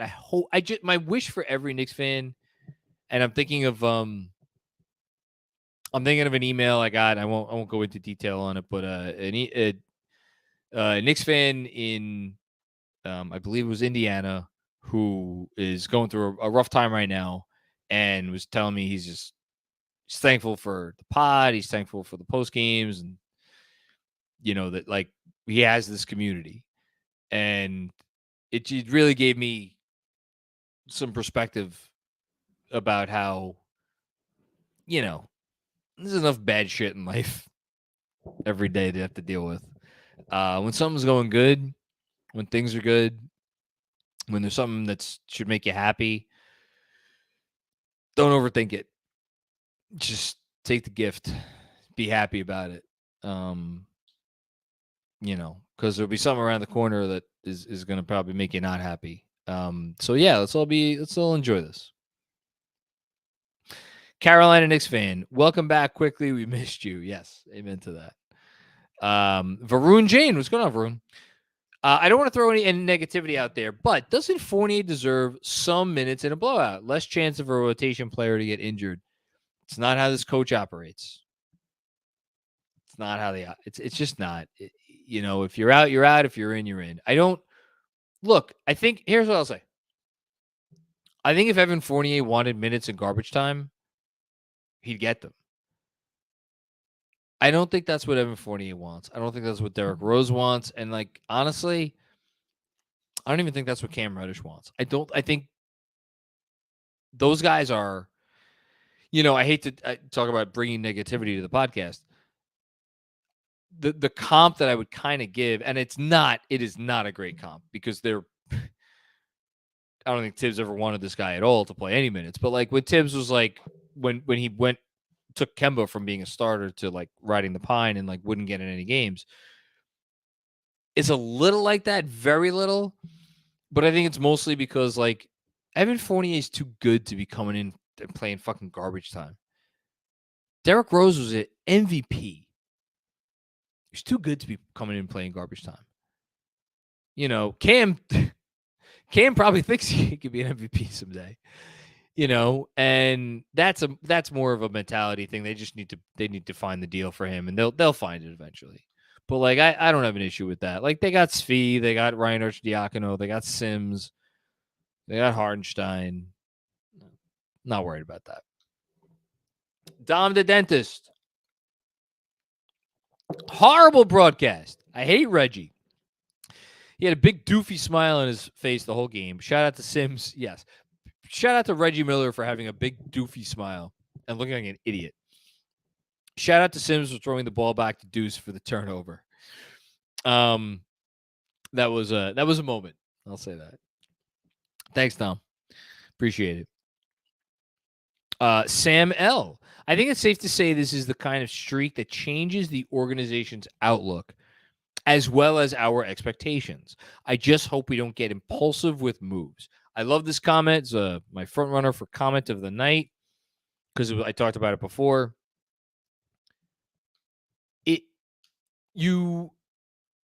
Look, there's a difference between false hope and proof of concept. I think I got that right. I don't think anybody in the Knicks front office is watching this and saying suddenly, "Oh, yes, awesome. we don't have to do anything else. We're a contender right now. I don't think anyone's saying that. But is it nice to have a plan and stick to the plan over the course of a couple of years and see the fruits of that plan play out? And again, I love talking about when I'm dead wrong. And I said it after the Mavs game, and I went on a whole rant about it, about how I thought something in the formula for what this team was supposed to be this year got irreparably damaged with the Mitchell trade stuff, and how everybody then was like, oh, we're just a pawn in this larger game and this and that. And I was dead wrong, obviously, because guys are not playing like they're pawns in some chess game. Guys are bought in. And the entire organization deserves credit for that. And I don't know where to give most of the credit. Is it on the front office? Is it on Thibs? Is it on Jalen Brunson? Is it on the Walt Perrin for drafting guys like Deuce and Grimes and Quickley, who just they only know one way to play? Is it whoever's decision it was to put those guys into the lineup? I mean, obviously, credit to those players themselves. I don't know, but I was very wrong about that. That's for damn sure. Because it's proof of concept. It's proof of concept right now, where it's like we're going to demand certain things of our players, and we have a coach who's going to be able to keep them accountable, and we have a certain mix of offensive talent that is a little quirky, and not a lot of teams operate this way, but we know this can work because of the personnel and because of their skill levels, and there's a baseline of competence that we're going to have at the other end, all of those things. So, yeah. I think we're okay. Forgotten NYC, hashtag Jokic of the East. Really loving that. Meanwhile, league pass alerts, tie game in Phoenix, 100 Washington, Phoenix. Andrew, which star wouldn't want to play here right now? Again, the other elephant that's always going to be in the room. Yeah, I mean, I think the Knicks are probably the envy of a few different situations around the league. If they're not, they should be. I just realized I didn't have my full lighting on. Bad job by me. Juanon, 8-0 on the way to 53 wins. Curious to see how we defend tomorrow, considering the Raptors' entire team is 6'8" and a mid-shooter minus Fred VanVleet. Side note, I hope Reggie stays the night in New York City and gets bed bugs. Don't laugh about that. We had a bed bug scare like a couple of months ago. We didn't end up having them, thank God. But we thought we might. I wouldn't wish that on anybody except Reggie Miller. So the Raptors, I'm not that concerned with. The Raptors are a very good defensive team. I think we'll be able to score against the Raptors if as much as we're able to score against any team, because I think Brunson will be able to do his thing. Shout out to Benji. He talked about that on the playback tonight. I'm a little bit more concerned about how we defend them. Specifically, Siakam, I think, is going to give us issues. Siakam's been playing out of his mind. I would imagine they're going to start Randle on Siakam, which is a tough matchup for him. And then, they're probably going to have to stick Brunson on Fred VanVleet, which is, it's a tall order. But the Raptors are also struggling on offense right now. So it's like you don't want them to get going against our team. I will say this. I think it's going to be a good test. And it's going to be a meaningful game to see if they could tie the 9 in a row that the team 2 years ago did. That's a meaningful thing. So we'll see if they could do it. Nez Law. Light the cigar. That's unkind to Svi. Svi's an NBA player. Fantastic win. Vibes are unreal right now. Yes. Ryan Huang. Let's go Knicks, babies. I'm so glad I didn't see Reggie Miller, the Reggie Miller Steph show at the Garden tonight. Hart running the bench unit was awesome. Take note, Thibs. Yeah. A little bit of a revelation there at the end. For sure. Thanks, Ryan. Barry Craver. Thank you, Barry. Always good to hear from you. Obi Toppin was at the highest value tonight in jeans and a sweater. That's tough. I don't like that. Is it far from a coincidence that all these wins are coming with him being out? I do think it's a little bit of a coincidence. I do. I mean, look, the double big lineup is working. It's working on offense because of offensive rebounding, and it's working on defense because it's just a lot of size, and Jericho Sims is, I think, showing himself to be a very gifted defender. The notion that if Obi Toppin was playing in these games that they wouldn't be winning them, I think is a bit much. If there is a conspiracy theory out there, not conspiracy theory, but if there is a let's stretch it.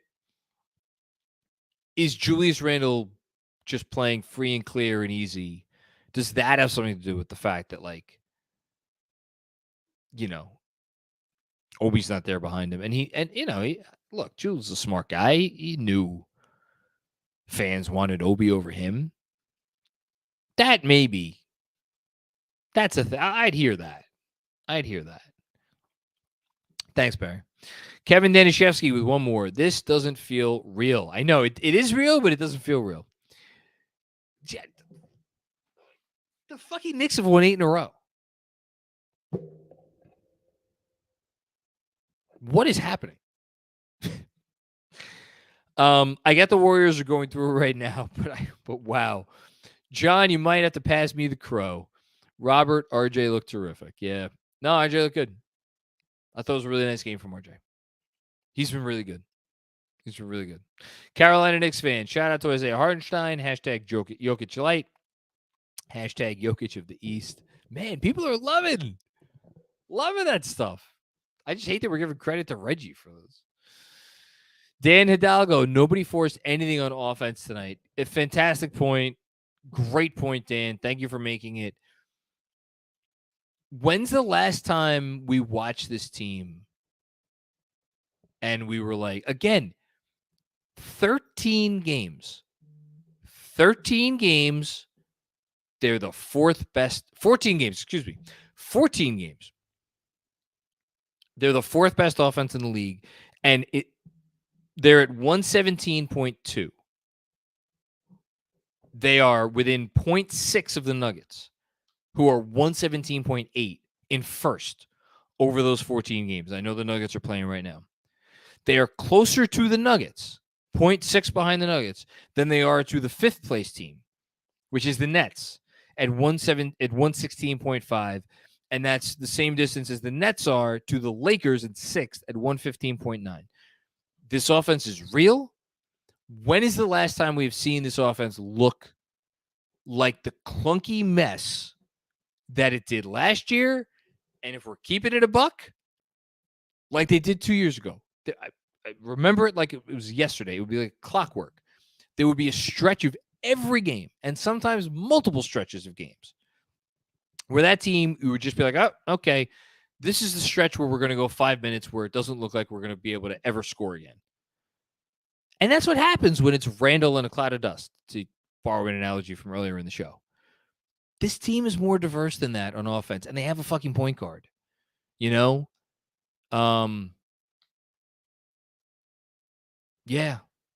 It's good process on offense now. Just good process. Forgotten NYC, are you ready to accept that RJ, or Forgotten NYC is ready to accept that RJ will never be a good shooter? I'm not there. I'm going to guess he was. I'm not looking at the box score. Was he 0 of 4 tonight from deep? He was 1 of 6. Okay. I'm not willing to accept that. I think RJ is going to be an okay shooter. I think he is, over the last 13 games coming into tonight, I want to say he was at 36 plus, over 36% over the last 13 games coming into tonight from 3 on more than 5 attempts a game. That's good. You can't be 36% on more than 5 attempts a game over a month-long stretch and not be a good shooter. If you're going to tell me that consistency is still a question mark for you, that's fine. But every shooter has nights like this that RJ had. Again, 1 for 6. Klay Thompson, 1 of 5 tonight from deep.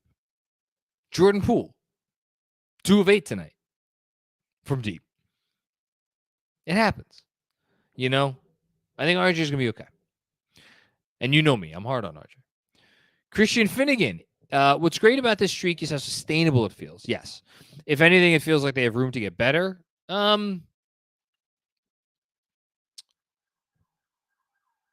Maybe. It's not the how is this happening vibe from the We Hear season. Yeah, completely agree. It's a great comment. I made a similar comment earlier today. In terms of can they get better? I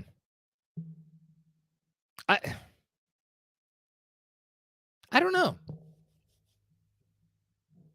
Maybe they can. But I think they're playing pretty damn well. I think they're doing a really good job of capitalizing on their talent. I'll say that. Thanks, Christian. Danny, first time Patreon, and I'm here to stay. Oh, that's awesome. We're happy to have you. Hope you enjoyed it. The game watchers are fun. Love you, boys. Keep up the good work. Let's go Knicks. Thanks, man. Appreciate that. It means a lot. Evan Melendez, for fun, what would Grimes fetch in a trade today? I mean, they're not trading him, so. I mean,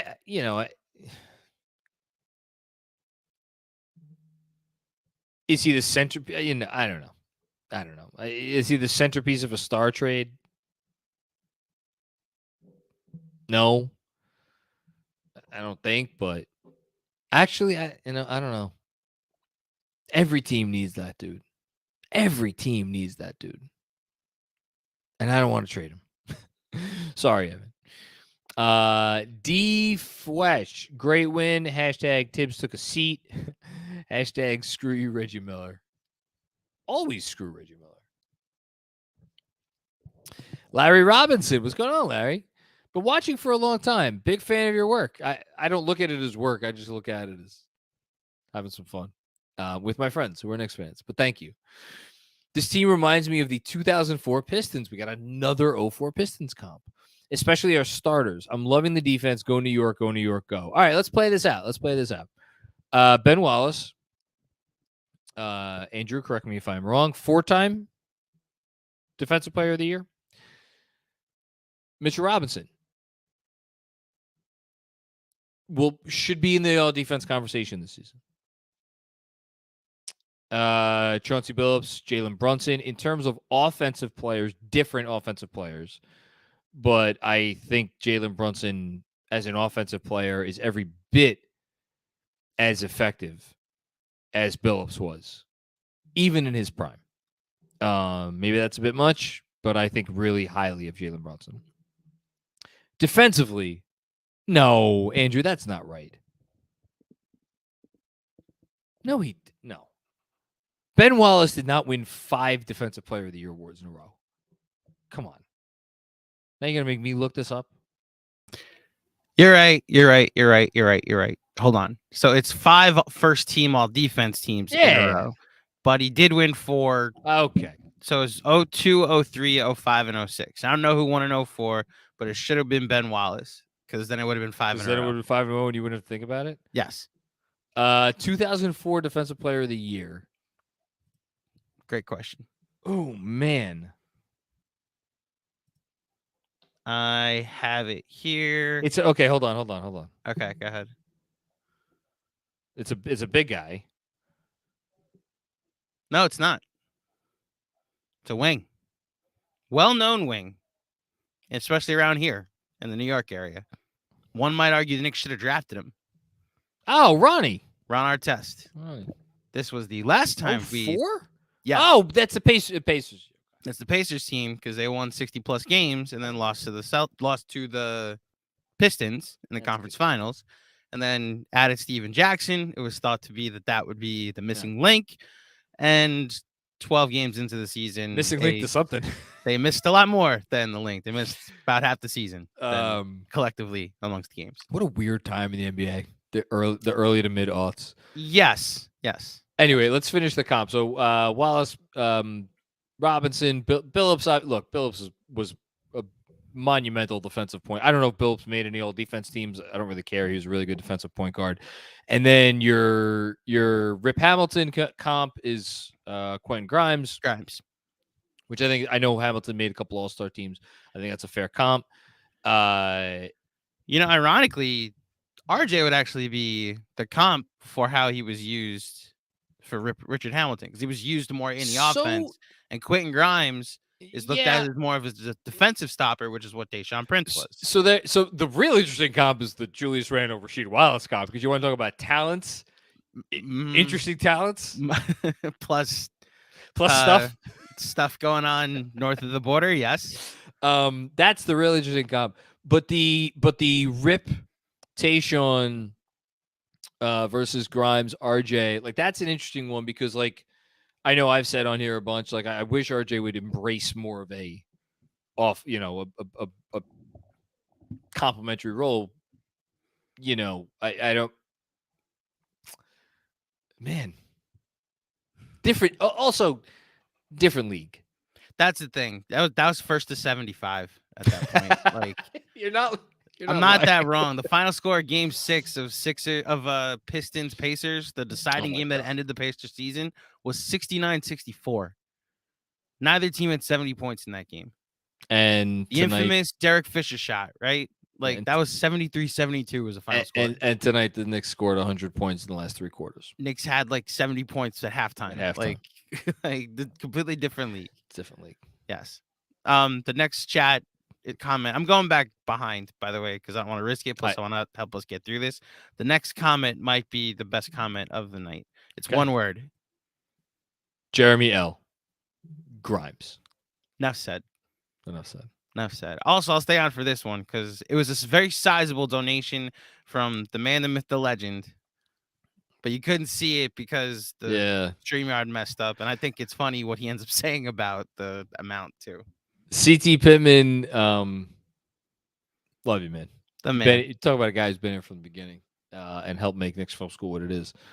I paid triple this amount to never hear Reggie Miller broadcast another Knicks game. He was sickening. We got 8 of them, thanks. Look, I know Reggie got us a few times. I would like to think that we still got the better of Reggie overall. It's neutral, but yeah, I'll say that. Reggie got to 1 finals over us. We got to 1 finals over Reggie in the Eastern Conference Finals. 2. 94 and 99. He got there in 2000. Yeah. But it was 3-3. It was 3-3, and one of ours was a first round series. So, but again, we got him in 2 conference finals. It's even. It's pretty even. Yeah. That's why the rivalry is so fascinating, that they made a whole 30 for 30 about Reggie Miller against the Knicks. And it was a battle for the middle of the Eastern Conference because Michael Jordan ran things for 8 years. The other part about it is, like, listen, either whether it's 1 point or 8 and 8.9 or the 25 in the fourth is the bigger thing in retrospect. One of those 2 things came in a series that the Knicks won. The other of which came in a series in which the Knicks didn't win, but neither of those teams was doing anything that year. And the Knicks went to the finals in the year that it was the 25 in the fourth. So it's like, what's funny is the way we look at the 8 points in how many seconds? So there's always dispute about it. Was 8 points scored in 8.9 seconds. That is how long it took to score the 8 points, although that was not how much time was left in the game at the first of those points. Right. So it's 8 points in 8.9. The way we look at that is the way Pacers fans look at the 4-point play. That it's like we know exactly where we were. It stings to this day that it happened. So many things went wrong for it to happen. It's inconceivable that it happened. I'm listening. And Hold it also costs what they believe is a trip to the NBA Finals for their team. Well, would have been 2-2. That would have been 2-1. That was game 3. 2-1, excuse me. 2-1. It was also would have been 2-1, and Ewing was out. Yeah. Who knows if they win that game, then they win game 4, and they're back home in game 5 up 3-1. Completely flipped the series. And that was year 2 Larry Bird. So that was the year after they took Michael to 7, the year before. Yep. So. And it's the year before they went to the finals. Mm-hmm. Yeah. I mean, well, look, they weren't beating that Spurs team. I don't think anybody was. So, all right, I'll let you finish up. Thanks, CT. Requiem Gaming, what's going on, Alex? Hello from the land of enchantment. So glad to see IQ's shot come back. Heart throwing bombs. More glad to see Grimes is okay. That's the biggest story of this game, that Grimes was not seriously hurt. Even bigger than IQ, even bigger than the fact that they blew out the Warriors, bigger than 8 straight. Like, they need Grimes. That's a good part of the game. Who are the most important, like the most indispensable Knicks? Which Knicks could we afford to lose the least? I mean, Brunson's number 1, but after that, you could make some different cases for some different folks. Chris Carter, what's going on, Chris?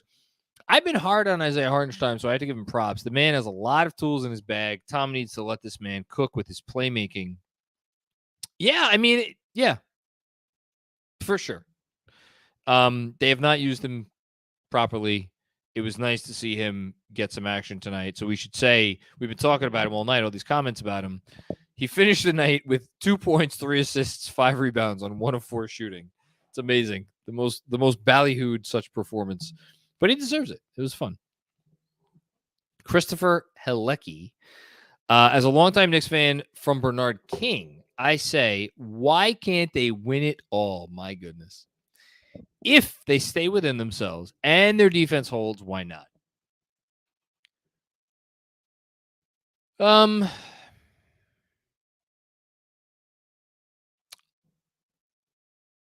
Traditionally, throughout most of NBA history, at least, or certainly the last 15 years, 10 years, really, when the game bogs down in the playoffs,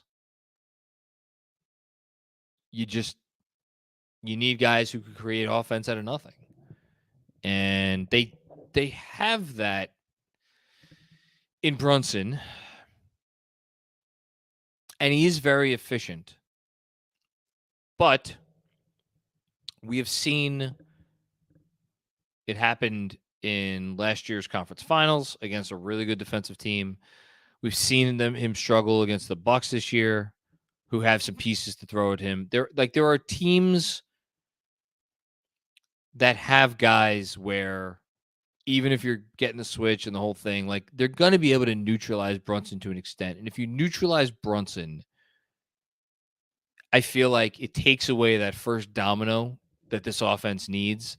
It's, and look, you still have your other stuff, but like that to me, it all starts with Brunson. And that's why I'm going to be consistent all the way through when the All-Star teams are announced. If this team only gets one All-Star, it has to be Jalen Brunson. I don't care how many points a game Julius Randle scoring or how many rebounds or what his efficiency is. It's Brunson. Brunson's the straw that stirs the drink. And if you take him out of the game, it's unfortunate because, the man was born 6'1" and change without shoes on. Like, that's just what he is. I think it's going to be tough for this team to score, especially when they don't have the guys who really want to fire away from deep, which is the other obvious trend that the NBA has gone on in recent years. So I can't get there. I can't get there yet. But again, I say this all the time. I'd love to be proven wrong. I'd love to be proven wrong. Danny K, we good. Hashtag we good. Hashtag enjoy the wins. Amen to that. Steve Guillaume, I don't care that Steph was out. We beat the brakes off the Warriors like we're supposed to. Shout out to Emmanuel Quickley. He needed this game. We needed this game. Hashtag Emmanuel. Hashtag Mitch for Defensive Player of the Year. I'm going to be so fascinated to see if Mitch can get himself in the running for all defense. I mean, man, it's going to be hard. It's going to be hard. Luke Stone, what's going on, Luke? A good offensive game from Quickley. I love it. I hope this game gets him going because the bench unit really needs him playing with confidence. Completely agree. Well said on that. And yes, I hope this does get him going. Thanks, Luke. Adult Donkeys, A Time for Turtles. Still the best name for anybody who contributes to these things. Jericho Sims equals Ben Wallace. That's a comp. I love Jericho Sims. I have something for the newsletter for either tomorrow or the next day where I'm not pitching a fake trade, but like talking about what the salary structure could look like in the 2024-25 season. And I'm accounting for Sims in that. Andrew's texting me again, no trades.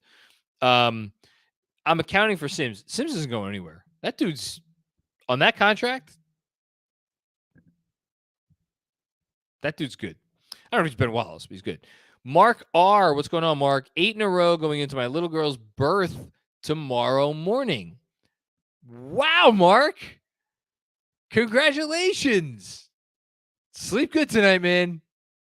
If I've read that comment correctly, that your little girl, I'm assuming it's like a planned C-section or something. Good luck. Godspeed. Get some sleep. Great vibes. May all my upcoming nights be as quiet as the Garden was tonight due to the Knicks' sheer dominance. Love you guys. Cheers, KFS. Seriously, amen to you, man. All the best in the world. You're not going to have any quiet nights. Sorry. That shit ain't happening. Thanks, Mark. Kevin Danishevsky, Quentin Grimes at 38.5%, which is higher than the 38.1% from three he shot last year. Hashtag favorite Nick ever. Grimes is legit. I don't know what else we need. What do you say about Quentin Grimes? Dude's good. True story, Jay. The Detroit Pistons. There we go. A lot of Pistons comps. Hey, listen. It's been 19 years. Never know. Requiem Gaming, New York Knicks are closer to the first seed than the 10th. We're back. Amazing. Who knows how it's going to end up, but like right now, that Dallas pick looks like it's going to be better than ours. A wild world. Thanks, Alex.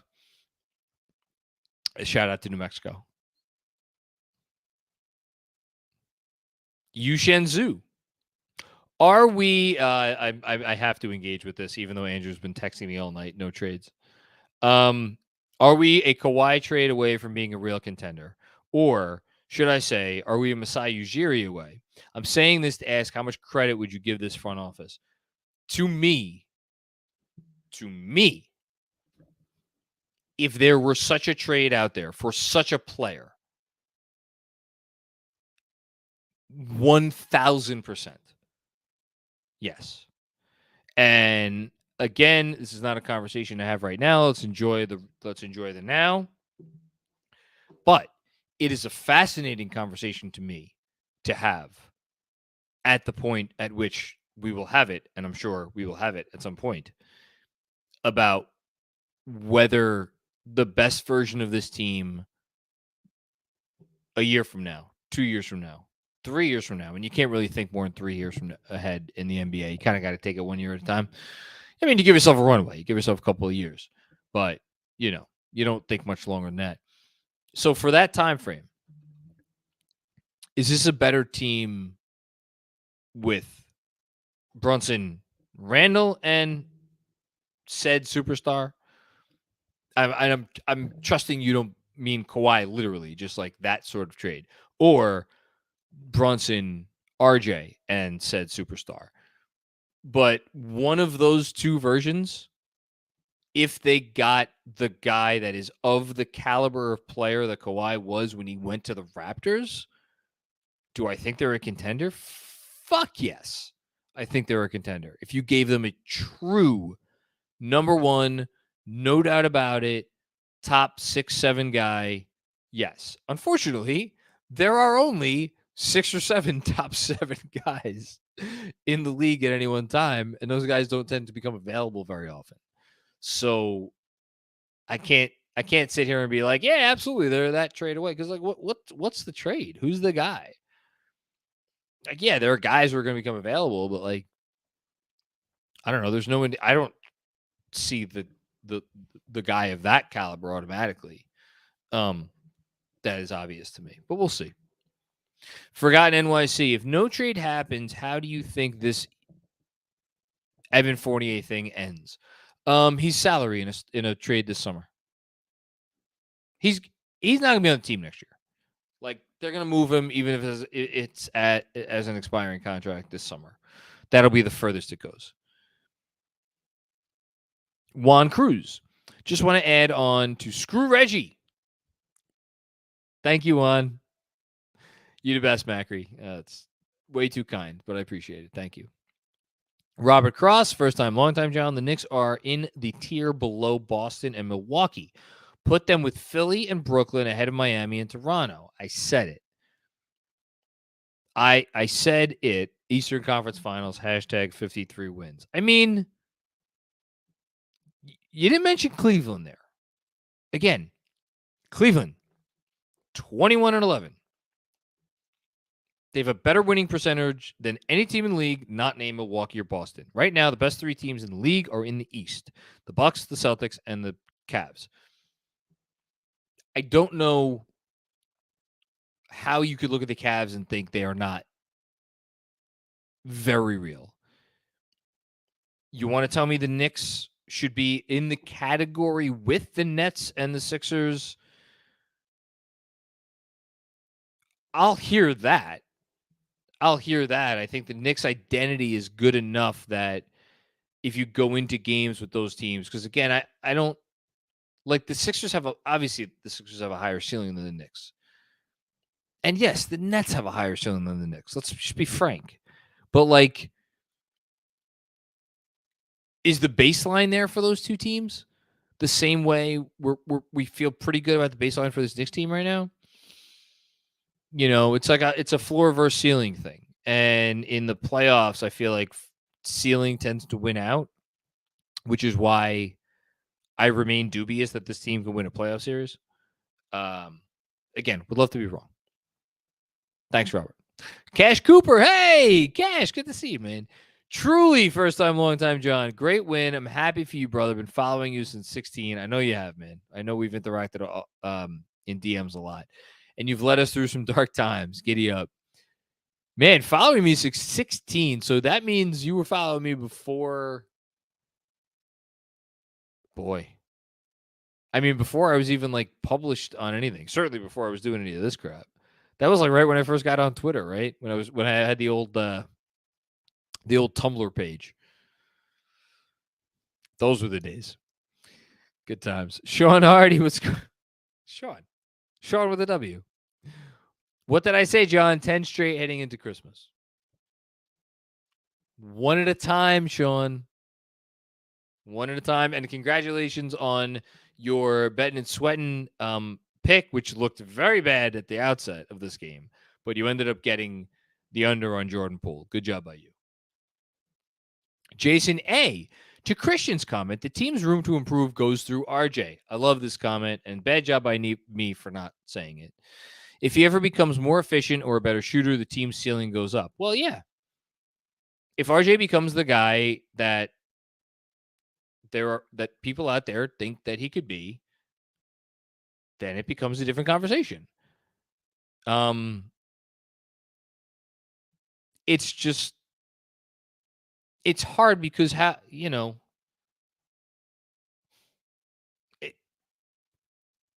is there a path? Yeah, there's a path, but like this team's functioning so well right now, doing what they're doing. I'm just trying to think of like I've had so many conversations with myself and others about, the most important things for RJ to improve on. Even if we just focus on offense, put the defense aside. Like, how does he become a great offensive player, or even like a very good offensive player? Like a top 30 offensive player. Because I think that's what you're talking about, right? If we're talking about ceiling, you got to talk about him entering into kind of a different stratosphere as far as an offensive player goes. How does he get there? I don't know. I'm not sure. I don't have a great answer. I'm not saying he can't. I just don't know how he gets there. Will Oliver, all I want for Christmas is this, more of this. Let's fucking go. Giddy up, baby. Giddy up. Thanks, Will. Funny. JB here is better than we here. Thank you, Mark Cuban, for our culture healer. Could have had him for $55 million and said no. What are you doing? You could have had, hold on. You could have had Jalen Brunson for the same amount of money that Damian Lillard is going to make as like a 34-year-old, I think, on the last year of his contract. For 4 years. Regrets? I've had a few. ARA Rawad this year versus the 98 team. Oh, I thought he was going 99. This year versus the 98 team, who wins? The 98 team, kind of a forgotten team. And now, one more comment. If you had to pick one player from the 98 team to add to this roster, who would it be? And vice versa. Again, the 98 team is like a weird team because the 97 team was the one that had the suspensions that Andrew always loves to talk about. They would have won the championship. This is the year after that. Yes. Which they made the conference semifinals and lost in, I always forget if they lose in 5 or 6 to the Pacers. They lost in 5. That was when Reggie hit that shot to tie it in regulation to send it to overtime in game 4. It was, I would argue, it was the least memorable of the 90 playoff series. The most memorable part about it was that Ewing came back in game 2 after breaking his wrist earlier in the year. You know? And it gave them hope, but it was too little, too late. I mean, that team was pre-spree. That team also, like, so what was it? It was the game 4 was the Larry Johnson, Alonzo Mourning fight against Miami. I thought that was earlier in the series. I thought that was like game 2 or game 3. Well, no, because that was the first round. So it would be, because it had to have been game 4, because then Mourning and LJ were suspended for game 5. Oh. Which was, the Knicks ended up winning because the Heat were missing Alonzo Mourning. You're right. Yeah. But that's the Jeff Van Gundy on either one. Whose leg was it? It was Mourning's leg. Yeah. That much I know. Would this team beat that team? That's a good one, man. I think they were pretty evenly matched. Would have been pretty evenly. Again, different eras of basketball. What era are we playing? That's the toughest part. I would put Jalen Brunson on that team, though. I was about to say, that's the easy one. Who, if you could pick one player from the 98 team to add to this roster? Can I put Starks was still on that team, right? He was, because the Sprewell trade hadn't happened yet. Can I put Starks as a backup, and he's like my Alec Burks? You can. I won't be doing that. I just don't want to say Allen Houston and he's a backup, because I like Quentin Grimes. Houston is the right answer. He's the only one whose game would translate to today because of his shooting. Yeah.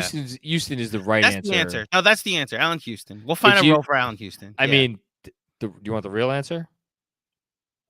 Houston starts next to Grimes and RJ goes to the bench. And then RJ could be your 6th man. Yes. So he gets to play without. Okay. That's so much shooting, too. Houston and Grimes next to each other? Houston and Grimes next to each other, yeah. I mean, you're a little small, but Houston was 6'5". 6'6". Was he 6'6"? A solid 6'6". Yeah, him and MJ. RJ 6'7". Just a deadly shooter. And he could do so much. Allen Houston was so fucking good. He really was. One of my favorite Knicks ever. I know. Yes. Then Kevin, sorry, AC, but asking about a trade. No. With Deuce's emergence and Brunson looking like a guy you build around, do you trade Rokas? Oh, I think I saw some DMs coming in from you. I'm sorry I didn't get a chance to get to him yet. So DM him.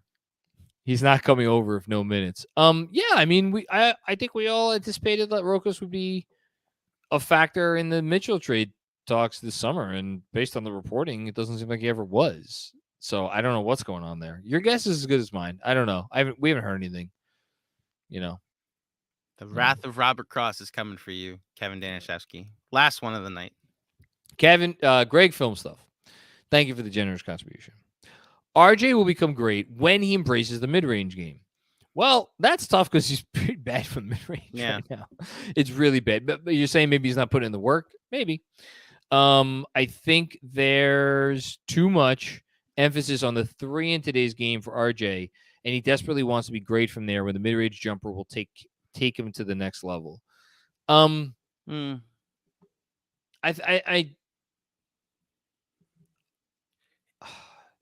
just trying to envision a world where RJ becomes the player that we need him to be, or any team needs him to be, where he's not a reliable catch and shoot guy. I think he's gone away from trying to shoot off the dribble from behind the arc, and I think that's a good thing.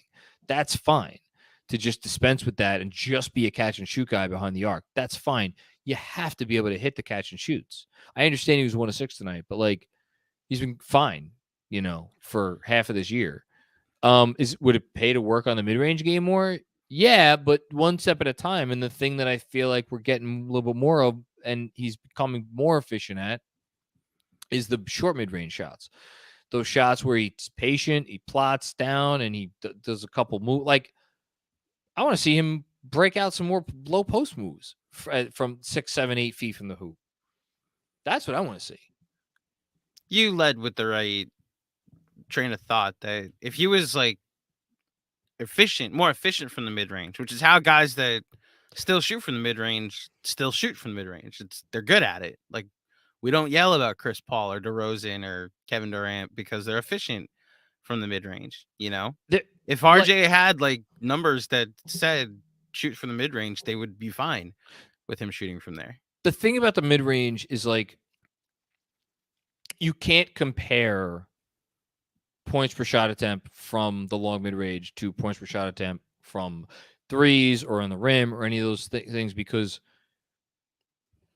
having that ability to pressure a defense in that specific way in high level playoff games when the good teams are taking away the stuff that you really want to do, to have that as your option and to have that ability and to have it be a reasonable option is massive. The issue here is that RJ, and I'm getting it right now, over the mid-range, over the long mid-range. So I think that's what you're talking about. Shooting 25% this year. Yeah. For his career, he's at about 32, 33%. That's not to the level. Now, can he get from 25% to 45%, which is where he really needs to be for that to become a thing that teams will fear? Maybe. He's got a ways to go. We'll see, though. All right. This has been fun. Yeah, it has. I'm loving this. 8 is great, John. 8 is... Maybe that's the newsletter title tomorrow. 8 is great. Download the WynnBet app. Thank you to our friends at WynnBet for continuing to sponsor our show. We hope they're happy. You can help make them happy by going and visiting www.wynnbet.com and starting winning yourself. Sign up today to receive a special offer. Bet $100, win $100. Download, bet, win. Thanks for tuning in. Don't forget, like the video, subscribe to the channel, and follow Knicks Film School on social at Knick Film School. That's SKOOL. Any programming notes? Nothing. Back again tomorrow, pre and post. Hopefully looking at another W. That would be wild. Yes, They're 18 and 13. Yeah. That's why when I got all the crap for 30 and 18, it's It's actually very doable with the schedule that they have. One game at a time. One game at a time. I get it, Thibs, but also math, like numbers never lie. The Knicks are gonna be favored in a bunch of these games coming up. Yes, What this which season has become. which frightens me, but I'm gonna try not to be frightened. All right. Thanks everybody. You guys were awesome tonight. Appreciate all the contributions, everybody watching the whole thing. If you're listening tomorrow, shout out to you as well. And I'll talk to you later. Peace out.